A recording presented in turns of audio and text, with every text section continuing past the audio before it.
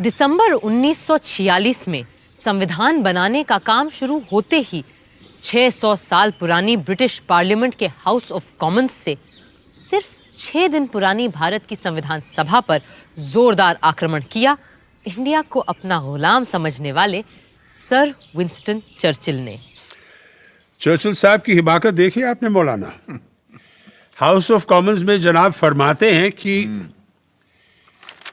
any attempt by the Congress Party to establish Hindu rule on the basis of majority will be fatal to any conception of the unity of India.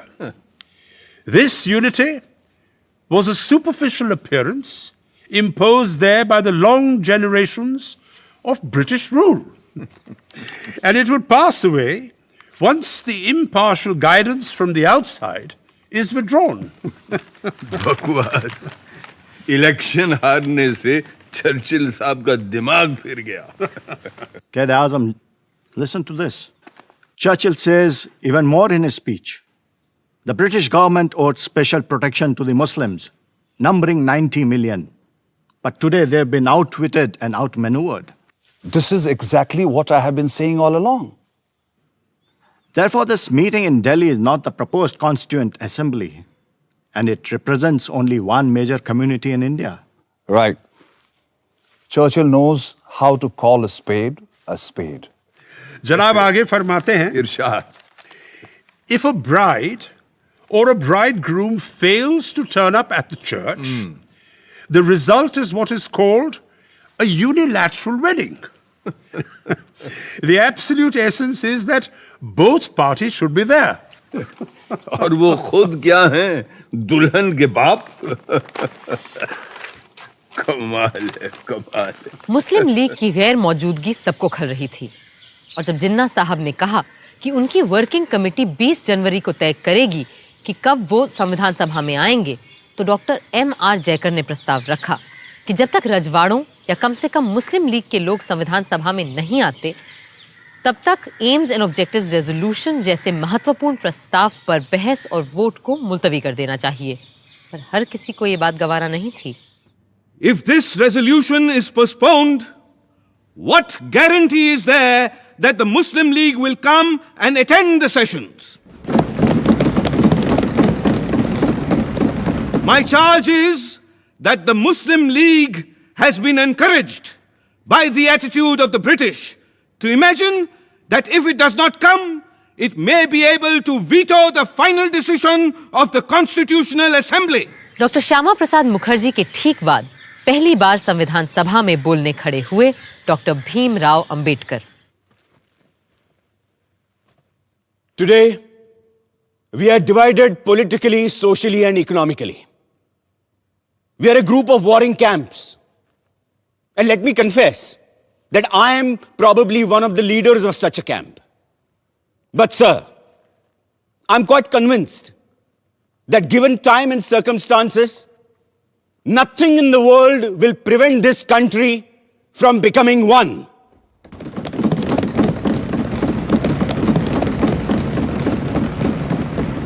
However, I find no reference to the idea of grouping in the objectives resolution. Personally, I do not like the idea of grouping. But I always thought the Congress Party had agreed that if the provinces which are placed under different groups consent to form a union or sub-federation, it would have no objection. Then why is there no mention of this? An omission that is bound to prevent the Muslim League from entering this assembly. I'm not asking you to consider whether you have the right to pass this resolution straight away or not. It may be that you have the right to do so. The question I'm asking is this: is it prudent for you to do so? जिन्ना साहब के इंतजार में AIIMS and objectives resolution का काम 21 जनवरी तक मुलतवी कर दिया गया, पर चर्चिल साहब की बेबुनियाद बातों का फौरन जवाब देना जरूरी था और ये काम किया खुद सभापति डॉक्टर राजेंद्र प्रसाद ने। लंदन के हाउस ऑफ कॉमन्स में अभी पिछले दिसंबर में मिस्टर चर्चिल ने फरमाया कि हमारी ये संविधान सभा भारत के केवल एक धर्म के लोगों की नुमाइंदगी करती है। उन्होंने ये भी कहा कि ये असेंबली सिर्फ हिंदुओं की एक सभा है, और साथ में उन्होंने ये सवाल भी उठा दिया कि whether this meeting of caste Hindus in Delhi can be regarded by the government as the constituent assembly at all. इस किस्म के बयान न सिर्फ तथ्यों के बिल्कुल विपरीत हैं, बल्कि गलत और भ्रामक बातें भी फैलाते हैं। और इसी वजह से मैं ये जरूरी समझता हूं कि आज हम यहां सच को सामने रखें। और सच ये है कि इस प्रिलिमिनरी सेशन में 296 मेंबर्स में से 210 ने इस संविधान सभा में हिस्सा लिया, और इन 210 मेंबरान में से 155 Hindu, 30 scheduled caste, 5 Sikh, 6 Indian Christians, 5 backward tribes के नुमाइंदे, 3 एंग्लो इंडियंस, 3 पारसी, और 80 में से 4 मुसलमान भी शामिल रहे हैं। सबसे बड़ी कमी मुस्लिम लीग के सदस्यों की रही है, और हम सबको इस बात का बेहद अफसोस है। लेकिन जो संख्याएं मैंने गिनाई हैं, उनसे यह साफ जाहिर हो जाता है कि इस असेंबली को सिर्फ एक मेजर कम्युनिटी का नुमाइंदा बताना या सिर्फ हिंदुओं की सभा कहना तथ्यों के साथ सरासर खिलवाड़ है। 20 जनवरी को जिन्ना साहब ने बिना कोई वजह बताए मुस्लिम लीग वर्किंग कमेटी की मीटिंग फिर टाल दी। लिहाजा डॉक्टर जयकर ने ऑब्जेक्टिव्स रेजोल्यूशन को स्थगित करने का अपना अमेंडमेंट वापस ले लिया, और 22 जनवरी को संविधान सभा का पहला और सबसे महत्वपूर्ण प्रस्ताव पास कर दिया गया। जवाब में कायदे आजम जिन्ना ने संविधान सभा में आना तो दूर, पूरी कॉन्स्टिट्यूएंट असेंबली को ही गैर कानूनी और नाजायज करार दे डाला। The working committee of the Muslim League is emphatically of the opinion that elections to and the summoning of the Constituent Assembly, in spite of the strong protest and emphatic objection of Muslim League, were ab initio void, invalid, and illegal, as the major parties had not accepted this statement. And the continuation of the Constituent Assembly and its proceedings and its decisions are ultra-virus, invalid, illegal, and therefore it should be dissolved forthwith. उधर chamber of princess यानी राजे रजवाड़े भी पंडित नेहरू के प्रस्ताव से बहुत घबराए हुए थे। नवाब साहब भोपाल ने राजघरानों की हड़बड़ाहट एक प्रेस कॉन्फ्रेंस में जाहिर की।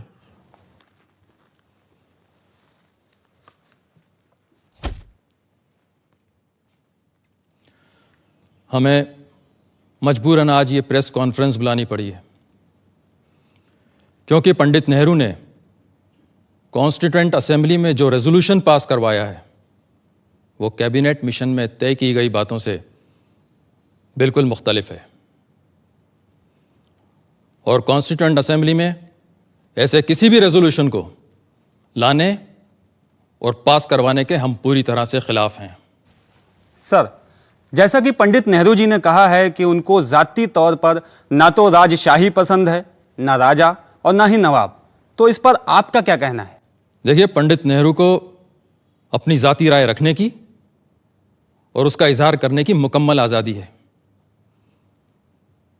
लेकिन हां, अगर उन्होंने अपना बनाया हुआ कोई कानून हम पे ज़बरदस्ती थोपने की कोशिश की तो हिंदुस्तान के 550 शाही घरानों ने चूड़ियां नहीं पहन रखी हैं। यहां देखने की बात यह है कि मेजॉरिटी पार्टी के अभी से ये तेवर हैं, तो अंग्रेज़ों के जाने के बाद हमारा क्या होगा ये तो खुदा ही जाने। उसके लिए हम अपने चैम्बर ऑफ प्रिंसेस का रेजोल्यूशन आपके सामने रखेंगे।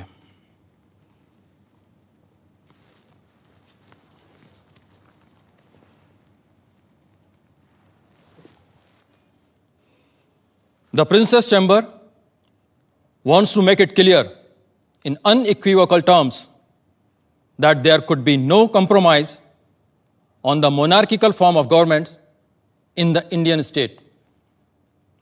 Some checks and breaks have to be provided against the majority party running amok in the future governance of India. And the Chamber demands that there are guarantees and assurances given that territories of the princely states are not interfered with once the British have left. And we will be free to follow our customs and rules as far as the succession is concerned.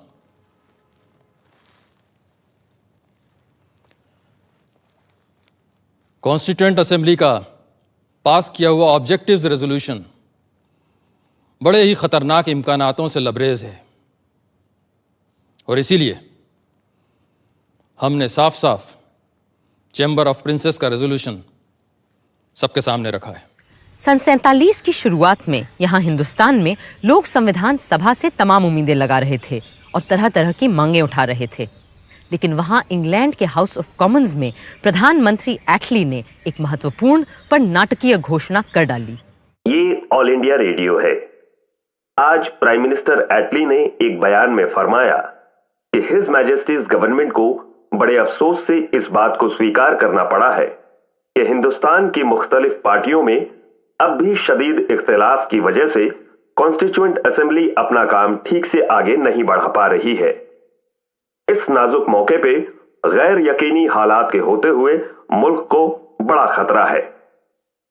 चुनांचे his Majesty's government ये वाजे करना चाहती है कि एक ठोस कदम उठाने का उनका इरादा अब टल नहीं सकता और वो हिंदुस्तान की बागडोर हिंदुस्तानी हाथों में सौंपने की तारीख जून 1948 के आगे नहीं बढ़ा सकती और ब्रिटिश इंडिया की बागडोर हिंदुस्तानी हाथों में सौंपने की जिम्मेदारी होगी नए वाइसरॉय एडमिरल वाइकाउंट माउंटबेटन की, ताकि हिंदुस्तान खुद मुख्तारी से आगे चलकर एक खुशहाल और खुशबाश मुल्क बन पाए।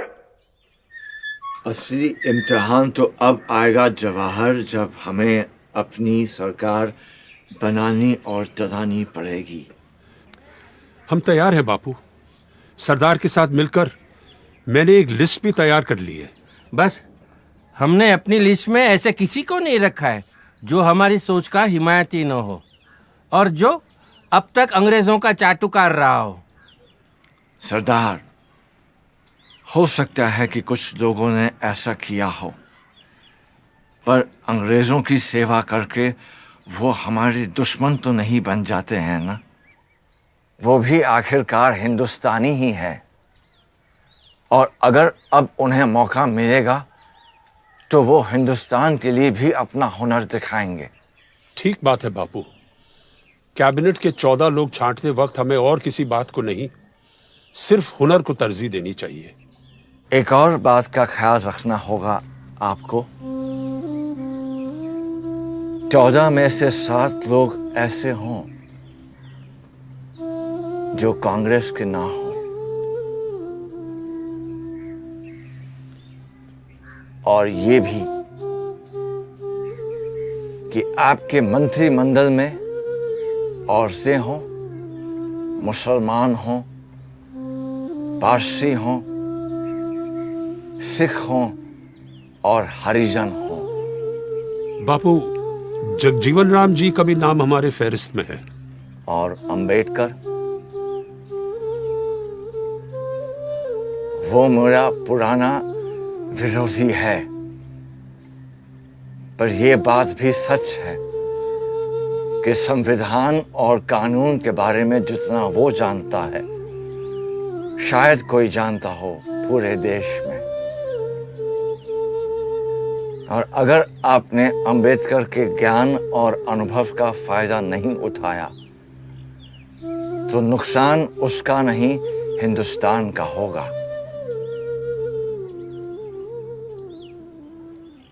लॉर्ड माउंटबैटन ने आते ही सारे नेताओं से मुलाकात की। सबसे पहले पंडित नेहरू से, जिन्हें वो पहले से जानते थे। दोनों इस बात पर एक मत थे कि सबसे बड़ी चुनौती होगी जिन्ना साहब की जिद। और हुआ भी यही। जब जिन्ना साहब माउंटबैटन से मिलने पहुंचे, वो अपनी जिद पर अड़े रहे कि उन्हें पूर्व में बंगाल और असम और पश्चिम में पंजाब, सिंध, बलूचिस्तान और नॉर्थ वेस्ट फ्रंटियर प्रोविंस अपने पाकिस्तान के लिए चाहिए। और साथ में चाहिए एक गलियारा जो दिल्ली, रामपुर, लखनऊ और पटना से होते हुए कलकत्ता जाएगा। पर जब माउंटबैटन ने कहा कि कांग्रेस ऐसा गलियारा कतई नहीं बनने देगी और पूरे बंगाल और पंजाब का तो सवाल ही नहीं उठता, तो जिन्ना साहब बोले, better a moth eaten Pakistan than no Pakistan at all. पर बापू अभी भी अपने काठियावाड़ी भाई को समझाने में लगे हुए थे।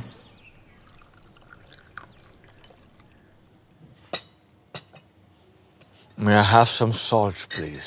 Sure.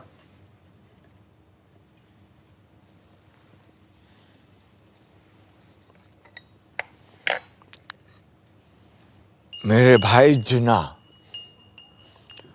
I will plead with you 70 times 7 if the need be.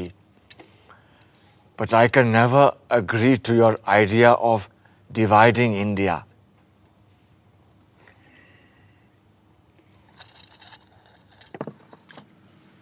In that case, let's agree to disagree on the question of partition. But I'm entirely with you on the question of signing an appeal to both Hindus and Muslims to keep peace. If you want, you can have a look at the draft typed by my assistant. I need not read anything that you ask me to sign.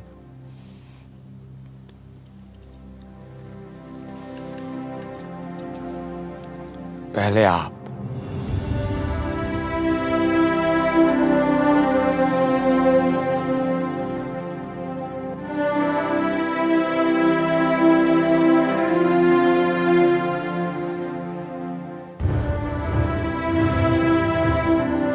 मैं Lord Mountbatten से कहने जा रहा हूं कि अगर जरूरत पड़े तो वो अंतरिम सरकार को बर्खास्त करके जिन्ना को दावत दें और कहें कि वो अपने मन की सरकार कायम कर लें। बस पाकिस्तान बनाने की मांग छोड़ दें। बापू, आप अपनों की बलि चढ़ाकर एक ऐसे आदमी की हिमायत कर रहे हैं जिसने सारी जिंदगी आपका विरोध किया है। अगर मेरे अपनों की बलि चढ़ाकर हिंदुस्तान बच जाता है तो सौदा महंगा नहीं है सरदार। बापू, ये आपका ज्यादा ख्याल हो सकता है। आपको लगता है कि सेंट्रल असेंबली इस बात पर आपका साथ देगी? अगर ऐसा हुआ तो तुम्हें मुझे वचन देना होगा कि कांग्रेस सदन में अपने बहुमत का इस्तेमाल जिन्ना की सरकार को रोकने के लिए नहीं करेगी।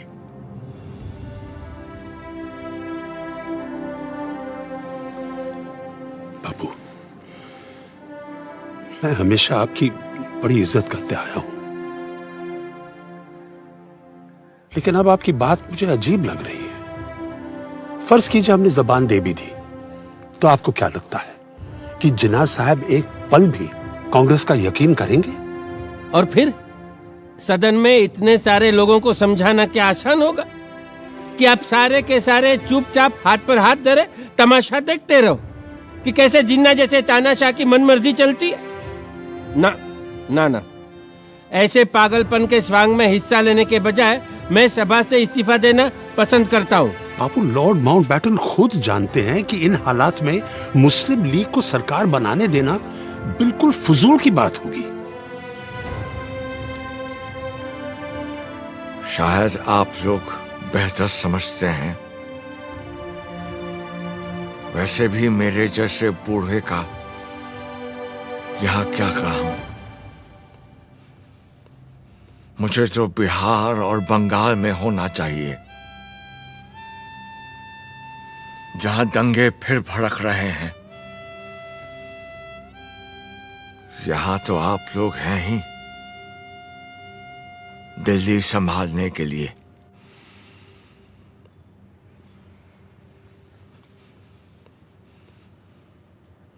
कांग्रेस और मुस्लिम लीग को एक समझौते तक लाना शेर बकरी को एक साथ चराने जैसा था, पर सब तरफ निराशा नहीं थी। अप्रैल के अंत में जब संविधान सभा दूसरी बार मिली तो कई रजवाड़ों के नुमाइंदे उसमें शामिल हो चुके थे।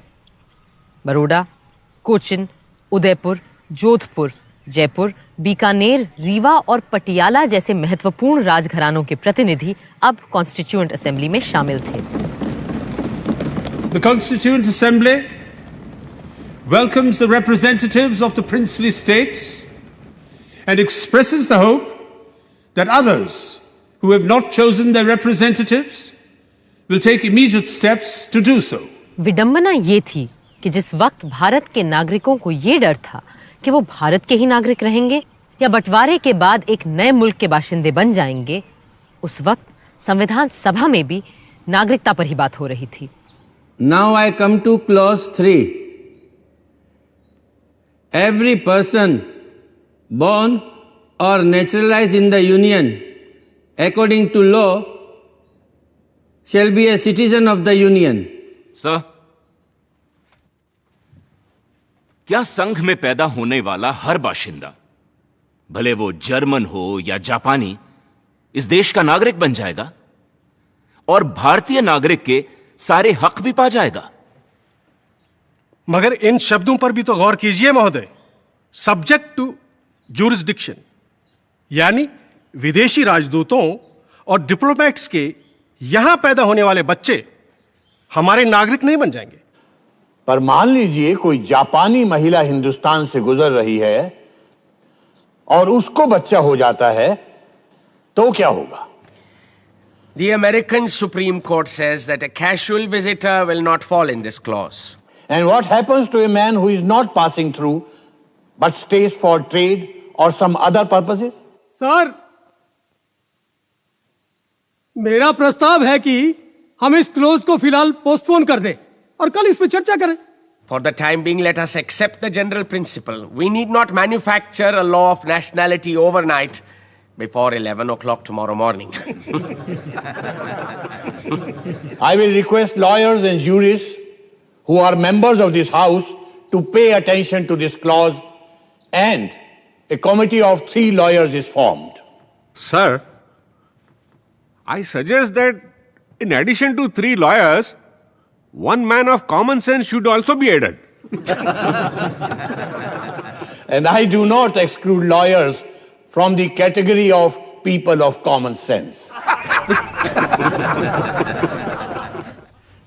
हंसी के ठहाके तो लग रहे थे, मगर स्थिति बहुत गंभीर होती जा रही थी।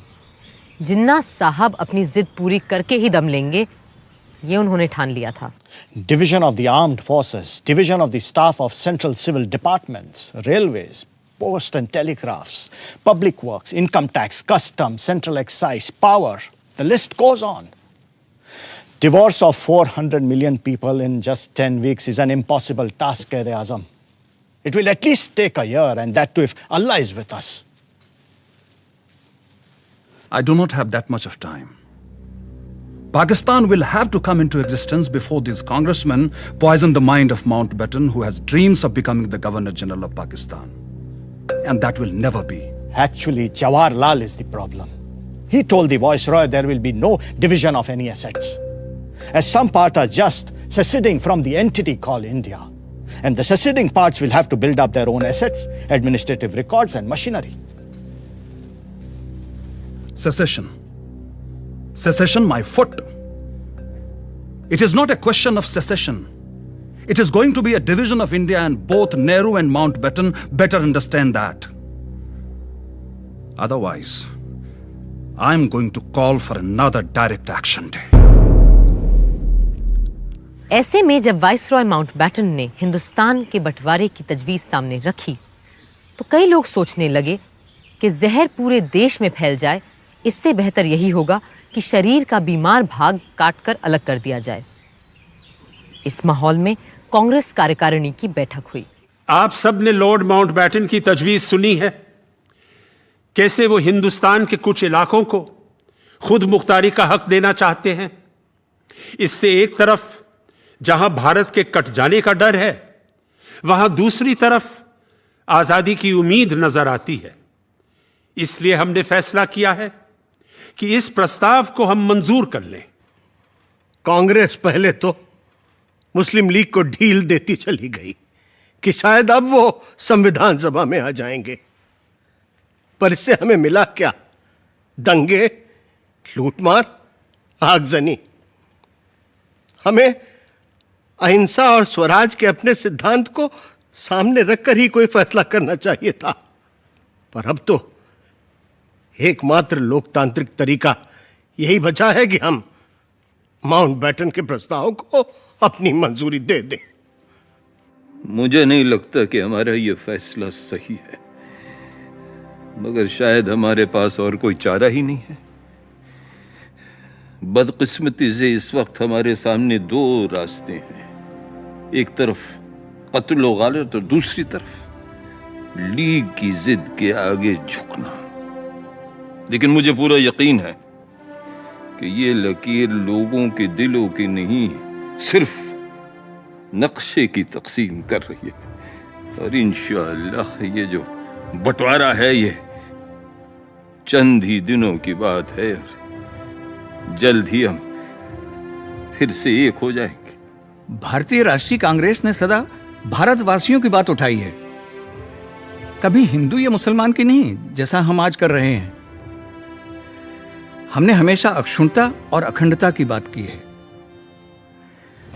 और यदि आज हमने इस प्रस्ताव को स्वीकार कर लिया तो एक समरस भारत का हमारा सपना चूर चूर हो जाएगा। और जहां तक मेरा प्रश्न है, मुझे अंग्रेजों की गुलामी तो स्वीकार है, लेकिन देश का बंटवारा मुझे किसी कीमत पर स्वीकार नहीं। आज भारत के सामने अपनी आजादी का एक अवसर आया है। इस अवसर को क्या हम हाथ से चले जाने देंगे? ये कहना सही नहीं है कि पहले अंग्रेजों को चले जाने दो, फिर हम सब कुछ ठीक कर लेंगे, संभाल लेंगे। अरे कैसे हल करेंगे हम सारे सवाल? क्या हाल होगा उनके चले जाने के बाद? ये कभी किसी ने सोचा है? मेरी बात शायद कुछ लोगों को अच्छी न लगे, लेकिन कभी कभी पूरे शरीर में रोग फैल जाने देने से अच्छा होता है अपने बीमार अंग को काट कर फेंक दे, अलग कर दे शरीर से। 3 जून 1947 वाइसरॉय माउंटबैटन ने रेडियो पर वो शब्द बोले जिन्होंने देश के नक्शे को ही नहीं, न जाने कितने दिल, घर, परिवार और जिंदगियों को भी काट डाला। To my great regret, it has been impossible to obtain agreement either to the cabinet mission plan or any other plan that may preserve the unity of India. But there can be no question of coercing of any large area in which one community has a majority to live against their will under a government in which another community has a majority. And the only alternative to coercion is partition. Partition of India, partition of Punjab and Bengal. 3 जून की घोषणा ने पूरे देश में एक खलबली मचा दी थी। हर तरफ से हिंसा और तनाव की खबरें आ रही थीं, पर संविधान सभा को तो अपना काम करना था। 14 जुलाई को जब सभा दोबारा मिली तो खुशी की बात यह थी कि मुस्लिम लीग के लोग भी उसमें मौजूद थे। हाँ, भारत के सिर्फ उन हिस्सों से जो बंटवारे में नए मुल्क पाकिस्तान के साथ नहीं जा रहे थे। Members who have not yet presented their credentials will now do so and sign the register. Haji Abdul Sattar Ishaq Said from Madras. Sir, I would like to raise a point of order. Does the honorable member, Mr. Haji Abdul Sattar, still subscribe to the two-nation theory? This is not a point of order. It is a question of the right of the member elected to the Constituent Assembly, and I cannot prevent any elected member from signing the register. You may go ahead, please. Further on the list, B. Pokar Sahab Bahadur, Madras. Mahmood Ali Beg Sahib Bahadur, Madras. Maulvi Syed Mohammad Saadullah, Assam. Dr. B.R. Ambedkar, Bombay. Doctor Ambedkar को दोबारा इस बार बॉम्बे से चुनकर आना पड़ा क्योंकि बंटवारे में उनकी सीट पूर्वी पाकिस्तान जा चुकी थी। हाँ, फायदा हुआ तो सिर्फ इतना कि 552 में से ज्यादातर रजवाड़े अब भारत का हिस्सा बनना मंजूर कर चुके थे। The next item is the motion to be moved by Honorable K.M. Munshi.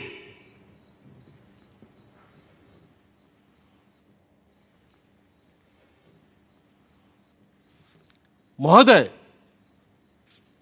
इस सप्ताह के अंत तक ब्रिटिश पार्लियामेंट भारत की आजादी का लेजिस्लेशन पारित कर चुकी होगी और 15 अगस्त 1947 को हमें स्वतंत्रता मिल जाएगी। वो स्वतंत्रता जिसका हमें सदियों से इंतजार था। हमारे देश में अब एक तरह की समानता आ गई है, हालांकि स्वयं देश की सीमाएं सिकुड़ गई हैं। अब हम एक आजाद और सशक्त भारत के उद्देश्य की ओर पूरे जोश और उल्लास से आगे बढ़ सकेंगे।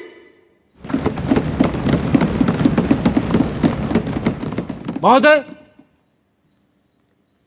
हमारे दरमियान मुस्लिम लीग के नुमाइंदे भी उपस्थित हैं। मुझे पूरा विश्वास है कि वो भारत के देशभक्त और कानून का पालन करने वाले नागरिक की हैसियत से यहां रहेंगे और संविधान रचने में पूरी तरह हमारी सहायता भी करेंगे ताकि उनकी माइनॉरिटी को इस देश में एक सम्मानित स्थान मिले। Mr. President, I should have thought there was no need for any doubt whatsoever regarding the fact that we have come here as the law-abiding and loyal citizens of India. एक हफ्ते बाद 22 जुलाई के दिन पंडित नेहरू जब बोलने खड़े हुए तो उन्होंने प्रस्ताव नहीं, कपड़े के 2 टुकड़े सभा के सामने रखे। It is my proud privilege to move the following resolution.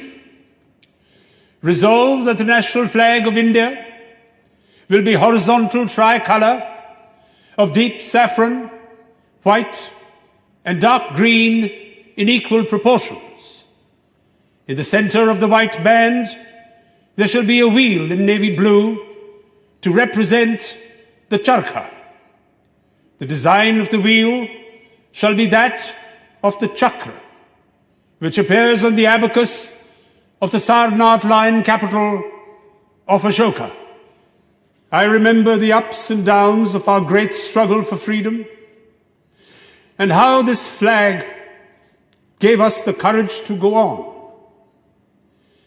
Many who are not present here today, many of our comrades who have passed away, held on to this flag, some amongst them even to their death, and handed it over as they sank to others to hold it aloft.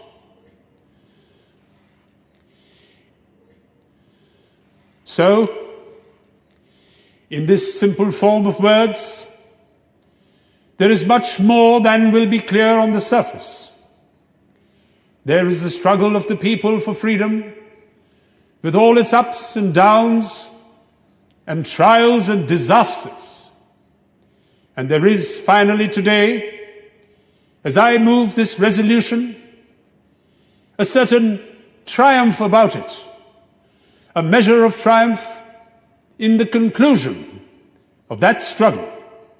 So, I present this flag to you. Perhaps I am partial, but I do think it is a very beautiful flag to look at, and it has come to symbolize many beautiful things. Things of the spirit and things of the mind.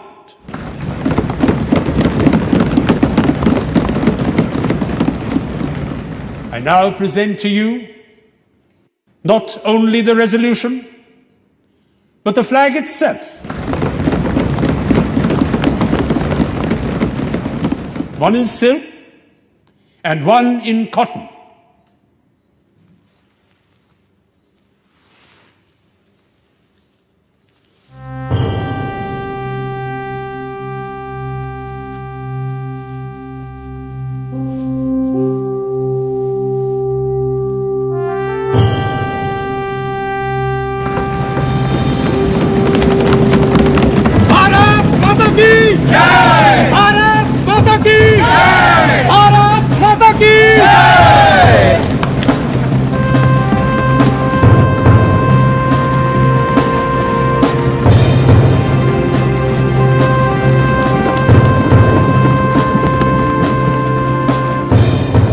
I beg to move this resolution.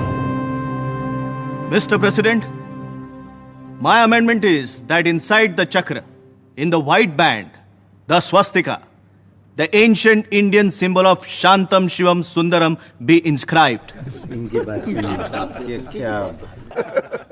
But now that I have seen the flag, I find it somewhat hard to fit the swastika into the chakra.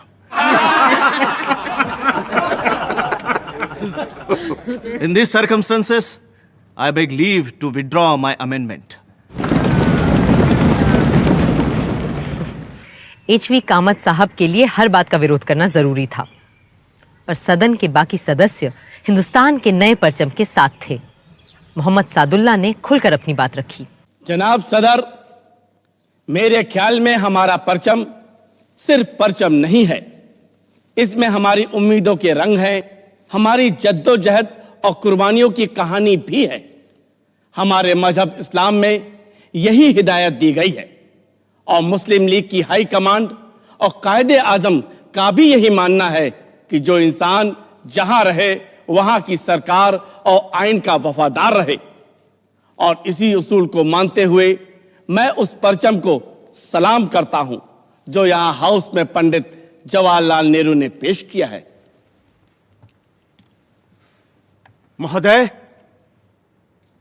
मैं कहना चाहता हूं कि 27 वर्षों के इस स्वतंत्रता संग्राम में जिस तिरंगे के नीचे हमने स्वाधीनता प्राप्त की है, वही रंग हमारे राष्ट्रीय ध्वज के रंग हों, यह एक स्वाभाविक बात है।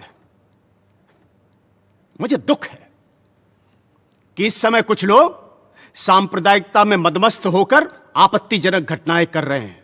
अभी परसों की ही बात है, दिल्ली में हिंदी के संबंध में एक सभा हुई, वहां हुल्लड़बाजी हुई।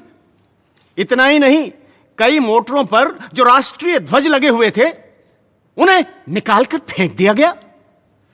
मैं कहता हूं कि सांप्रदायिकता से मदमस्त होकर झंडे का अपमान करना सारे राष्ट्र का अपमान करना है। भारत माता की जय! भारत माता की जय! भारत माता की जय! संविधान सभा का अगला यानी 5वां सत्र शुरू होना था एक बहुत ही ऐतिहासिक दिन, 15 अगस्त 1947। 14 अगस्त की शाम से ही सदन की कार्यवाही शुरू हो गई थी, उस घड़ी के इंतजार में जिसका हर हिंदुस्तानी को जाने कब से इंतजार था। वंदे मातरम, वंदे मातरम, सुजलाम सुफलाम मलयज शीतलाम सस्य श्यामलाम मातरम, वंदे मातरम, शुभ्र ज्योत्स्ना पुलकितयामिनीं फुल्लकुसुमित द्रुमदल शोभिनीं सुहासिनीं सुमधुर भाषिनीं सुखदां वरदां मातरं, वन्दे मातरं, वन्दे मातरं।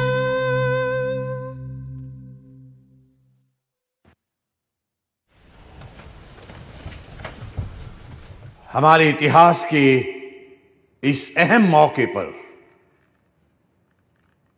जब आज वर्षों के संघर्ष और जद्दोजहद के बाद हम अपने देश के शासन की बागडोर अपने हाथों में लेने जा रहे हैं, हमें उस परम पिता परमात्मा को याद करना चाहिए जो मनुष्यों और देशों के भाग्य को बनाता है।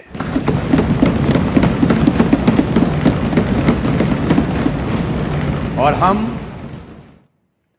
आज उन अनेकानेक ज्ञात और अज्ञात, जाने और अनजाने पुरुषों और स्त्रियों के प्रति श्रद्धांजलि अर्पित करते हैं जिन्होंने इस दिन की प्राप्ति के लिए अपने प्राण न्यौछावर कर दिए।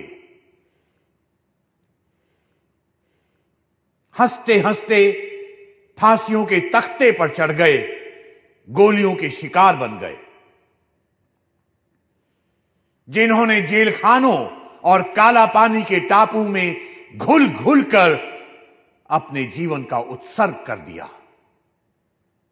जिन्होंने बिना संकोच माता पिता, स्त्री संतान, भाई बहन और यहां तक कि अपने देश को भी छोड़ दिया। अपना धन, जान सबका बलिदान कर दिया। आज ये उनके त्याग और तपस्या का ही फल है कि हम इस दिन को देख पा रहे हैं।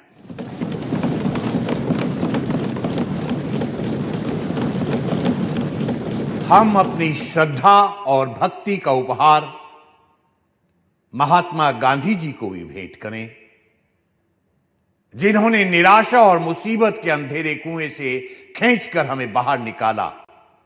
हमारे दिलों में ऐसी जिंदगी फूंकी कि हम में अपने जन्म सिद्ध अधिकार स्वराज के लिए दावा पेश करने की हिम्मत और ताकत आई।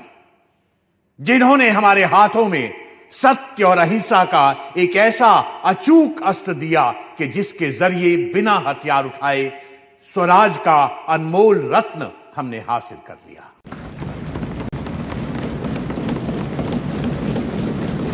जिस देश को ईश्वर और प्रकृति ने एक बनाया था, आज उसके दो टुकड़े हो गए हैं।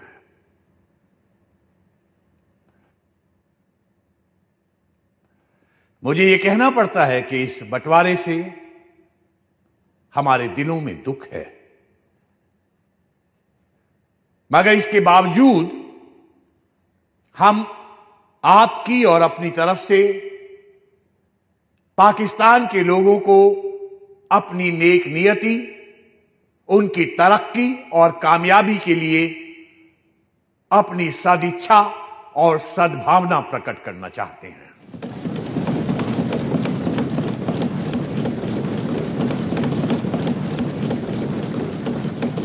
अब इसके बाद मेरा प्रस्ताव है कि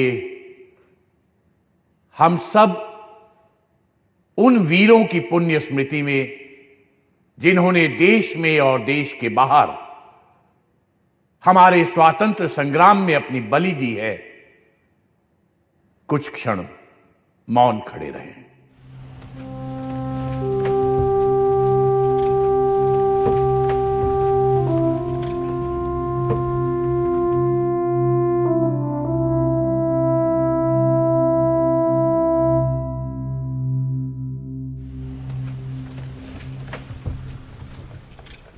अब पंडित जवाहरलाल नेहरू अपना प्रस्ताव प्रस्तुत करेंगे।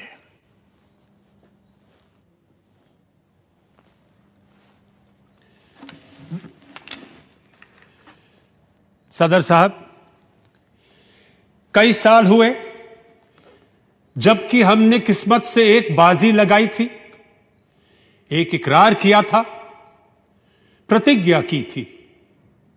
अब वक्त आया है कि हम इसे पूरा करें, बल्कि वो पूरा तो शायद अभी भी नहीं हुआ, लेकिन फिर भी एक बड़ी मंजिल पूरी हुई, हम वहां पहुंचे हैं। फिर मुनासिब है कि ऐसे वक्त में हमारा पहला काम यह हो कि हम एक प्रण, एक नई प्रतिज्ञा फिर से करें, इकरार करें आइंदा हिंदुस्तान और हिंदुस्तान के लोगों की खिदमत करने का। चंद मिनटों में यह असेंबली पूरी तौर से आजाद खुद मुख्तार असेंबली हो जाएगी और नुमाइंदगी करेगी एक आजाद खुद मुख्तार मुल्क की। हमने एक मंजिल पूरी की है और आज उसकी खुशियां मनाई जा रही हैं। लेकिन यह भी हम जानते हैं कि हिंदुस्तान भर में खुशी नहीं है। हमारे दिल में रंज के टुकड़े काफी हैं और दिल्ली से बहुत दूर नहीं, बड़े बड़े शहर जल रहे हैं। वहां की गर्मी यहां आ रही है। खुशी पूरे तौर से नहीं हो सकती, लेकिन फिर भी इस मौके पर हिम्मत से इन सब बातों का सामना करना होगा। अब मैं अपनी बात अंग्रेजी में भी पेश करूंगा। Long years ago, we made a tryst with destiny, and now the time comes when we must redeem our pledge. Not wholly or in full measure, but very substantially. At the stroke of the midnight hour, when the world sleeps, India will awake to life and freedom.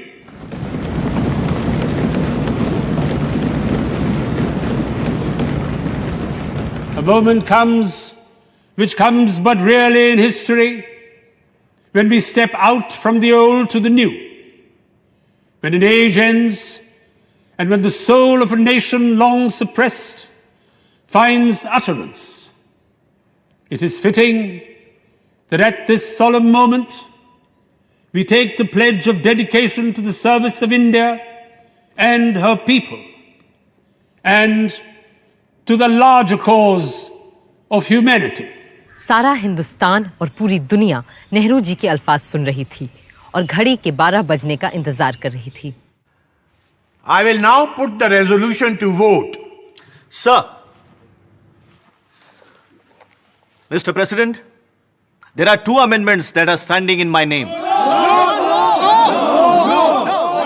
No! But since the 0 hour is fast approaching, I do not propose to move my amendments. Thank you. Thank you. I will now put the resolution to vote. The members will please express their assent by saying aye. Aye.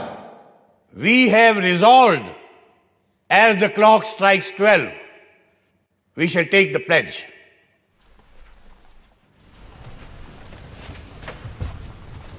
It is just half a minute to 12.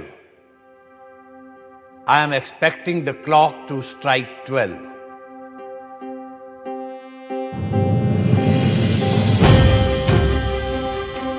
अब जबकि हिंदवासियों ने त्याग और तप से स्वतंत्रता हासिल कर ली है, मैं राजेंद्र प्रसाद,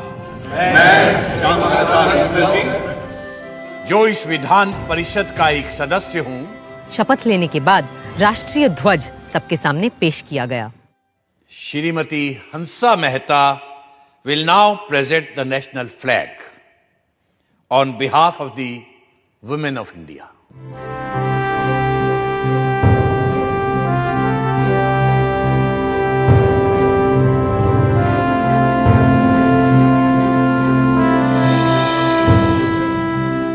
मैं प्रार्थना करती हूँ इस तिरंगे की छत्र छाया में रहने वालों को सारे सुख और समृद्धि मिले। जय हिंद, जय हिंद, जय हिंद, जय हिंद, जय हिंद, जय हिंद। साथ ही श्रीमती सुचेता कृपलानी ने अल्लामा इकबाल का लिखा कौमी तराना गाया, सारे जहां से अच्छा हिंदोस्तां हमारा। और फिर संविधान सभा में पहली बार वो स्वर गूंजे जो आज भी हर हिंदुस्तानी के रोंगटे खड़े कर देते हैं और सीने चौड़े। जनगण मन अधिनायक जय हे भारत भाग्य विधाता, पंजाब सिंध गुजरात मराठा द्राविड़ उत्कल बंगा, विंध्य हिमाचल यमुना गंगा उज्जल जलधि तरंगा। शुभ नामे जागे तब शुभ आशीष मांगे गाहे तब जय गाथा जन गण मंगलदायक जय हे भारत भाग्य विधाता जय हे जय हे जय हे जय जय जय जय हे। आजाद देश की नई सुबह के स्वागत को सभी जाने माने लोग राजधानी दिल्ली में मौजूद थे, सिर्फ एक इंसान को छोड़कर, महात्मा गांधी, जो वहां से दूर कलकत्ता में थे, जहां वो बंगाल के मुस्लिम लीगी प्रधानमंत्री एच.एस. सोहरावर्दी के साथ मिलकर हिंदू मुस्लिम दंगे रोकने में लगे हुए थे। 15 अगस्त की सुबह भी हर रोज की तरह उन्होंने 5 बजे प्रार्थना सभा की।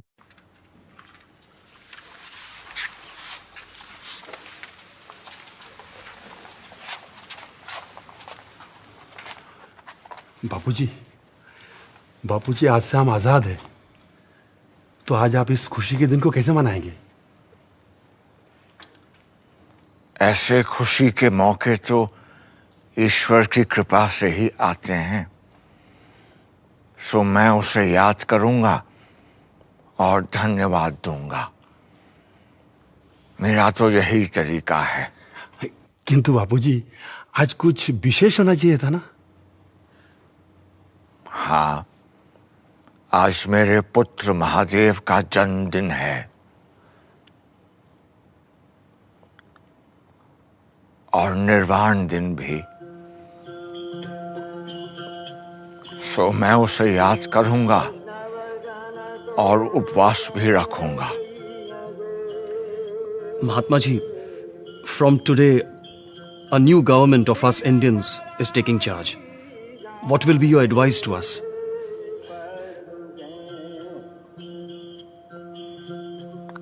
Be humble, beware of power. Power corrupts. Do not let yourselves be trapped by pomp and pageantry. Remember, you are in office to serve the poor in India's villages. सबको सन्मति दे भगवान।